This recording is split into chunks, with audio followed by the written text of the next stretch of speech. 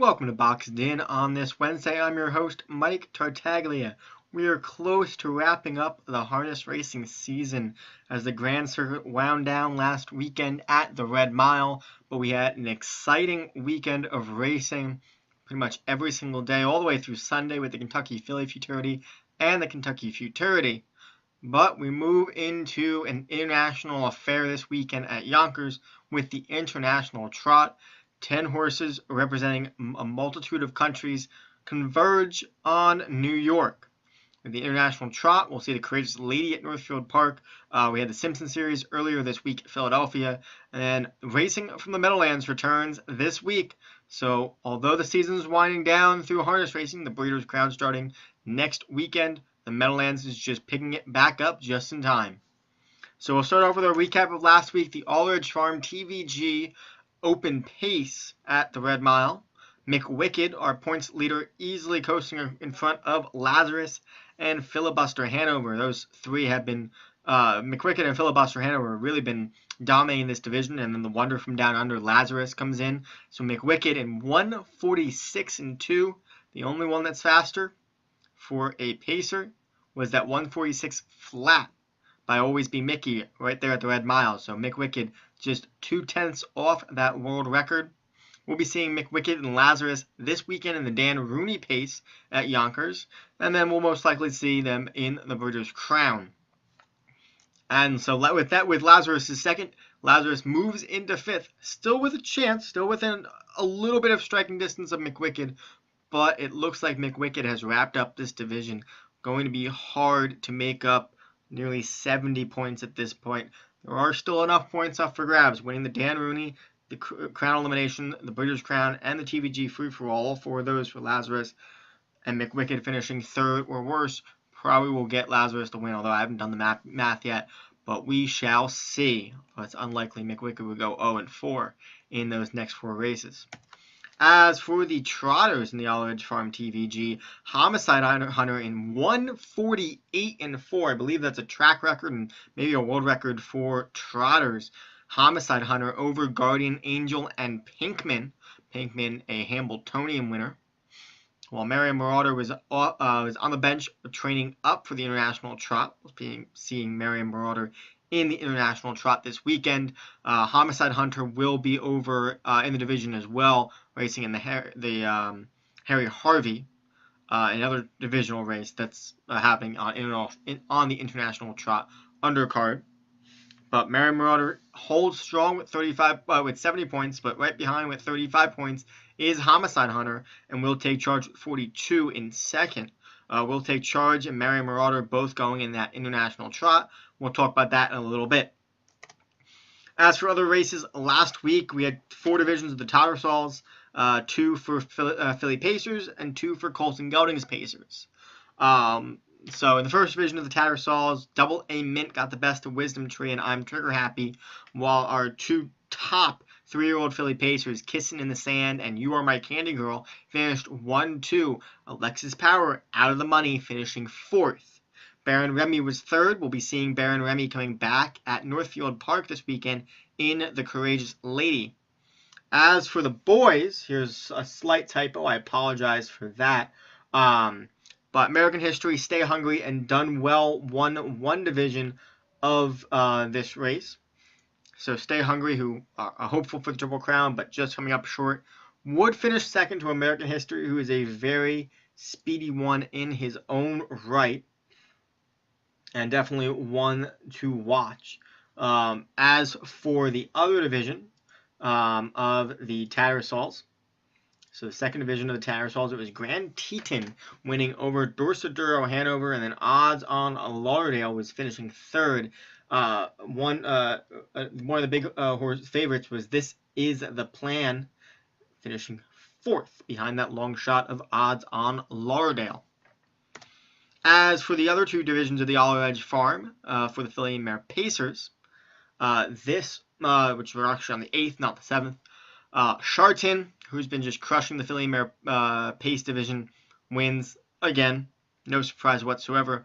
While in the Trot division, we don't see our big ones. We don't see our defending horse of the year, and we don't see Ariana G. But we do get Ice Attraction, we do get Capricci Hill, who are both doing very well, and they finished 1-2 in the trot. As for the Kentucky Filly Futurity, Atlanta just dominated this over. Now, we did not see Manchego. Manchego ended up finishing third in that second elimination, as they had eliminations and a final. After finishing third, Tactor scratched Manchego out of the final. So Manchego wasn't there. Supergirl Riley wasn't there. Plunge Blue Chip broke, but it was Atlanta winning in very good fashion. Finished second in the elimination to Plunge Blue Chip, but then won the final by a length over Saviorum, and in 151-1 for that Kentucky Filly Futurity. However, for the Kentucky Futurity, just like Atlanta dominated hers, Six Pack dominated his and did one better. Six Pack won his elimination, the second elimination for the Kentucky Futurity, Tactical Landing winning the first, and then doubled it up with an easy length win over Crystal Fashion in 149-1 for Oki Svanstead. So Six Pack doubled up, took home an elimination and the final in the Kentucky Futurity, and looks to be the favorite going into the Breeders' Crown. As for this weekend, we discussed about the International Trot occurring. The International Trot, one of the premier races. We will get to see some of our best. Marion Marauder, Ariana G, and Will Take Charge, facing off with the International's best. For those coming over from Europe, we have Ringo Starr Treb, winner of the Elite Lop. For those who don't know about the Elite Lop, that is one of the world's most prestigious races, if not the most prestigious race to win, in Sweden in late May, I believe. So Ringo Starr Treb won the Elite Lop, representing Italy here for trainer Jerry Riordan, who won last year's International Trot with Twister B. So he's going to try to make it double for double. Meanwhile, driver Wim Paw will be coming back to Yonkers. It's been a long time since he's been here, and he's coming back aboard Ringo Starr Treb. We also have Up and Quick, who is in the Prix de Marique, winner of that in 2015, going at 10-1 odds, drawing post 2. Jason Bartlett will drive for Antoine Leray. And then we have a Lionel, who will be representing Norway. He drew the 9 post. Lionel was 5th in an Elite Lop elimination. Winner of Elite Lop elimination and 5th in the final. As for our U.S. runners, Marion Marauder and Ariana G have been 2 of the best. Marion Marauder has been dominating this whole entire year and loves Yonkers. 3 wins, 2 seconds, and 5 career starts. One of them was the Yonkers Trot in his Triple Crown season. Meanwhile, Ariana G, who has just been winning left and right this whole entire year, comes here. And then we have Will Take Charge. Will Take Charge was a winner of the Maxie Lee, as well as the Crawford Farms Open Trot not too long ago. So Will Take Charge, who will be representing Canada here alongside Marion Marauder, is going to be one to watch. We also see Brian Sears driving for Cruzado della Noche for Sweden, who used to race over here in the U.S. So a very good field of 10 going in the International Trot at Yonkers this Saturday. On top of that, we do have 2 other races from Yonkers, the Harry Harvey Trot and the Dan Rooney Pace. The Harry Harvey will feature Homicide Hunter, who won just last week, Guardian Angel, NF Happenstance, and Warri Rue, while the Dan Rooney Pace will have McWicked and Lazarus facing off, as well as Makitso, Bit of a Legend, and Nuclear Dragon.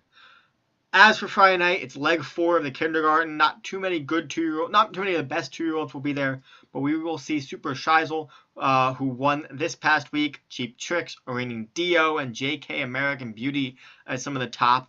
There will be 8 races on that 10-race card on the Meadowlands opening night. As for Northfield Park, Ohio getting into the mix with the Courageous Lady for 3-year-old Philly Pacers. Baron Remy is going to be there. We saw Baron Remy finishing 3rd just this past weekend in the Tattersalls. Wisdom Tree is another strong one who keeps collecting checks, and then Strong Opinion and Bad Girls Rule round out the top 4 in that race. As for next week, we have some fun little races with the Pegasus and the Kindergarten Leg 5 from Hoosier Park and Meadowlands, respectively, various divisions, but we're not going to have too much focus on them because it is Breeders' Crown Elimination Night. So next Friday night and next Saturday night, the Breeders' Crown, all the focus on there. 2-year-old divisions going on Friday, 3-year-old and older divisions going on Saturday. Eliminations for the finals, which are held the week after, the 26th and 27th of October. So we will be prepping for the end of season of harness racing, although the TVG free-for-alls will be later, but this is the true end of season with the Breeders' Crown eliminations and Breeders' Crown finals. That's all for this Wednesday night. Of course, next Wednesday we will have a super card of Breeders' Crown elimination coverage. Find me on Twitter at MJTags11, and don't forget to follow me at Tagline Sports. That's tagline-sports.com for all your sports and betting reports. I will have more for college football, NFL, and of course the Breeders' Crown next week, and a super mega coverage of the Breeders' Cup in a few weeks. So if you like thoroughbred racing as well, check out Tagline Sports for all your sports and betting reports. That's it for tonight. This is Boxed In. I'm Mike Tartaglia. Have a nice night and see you next Wednesday.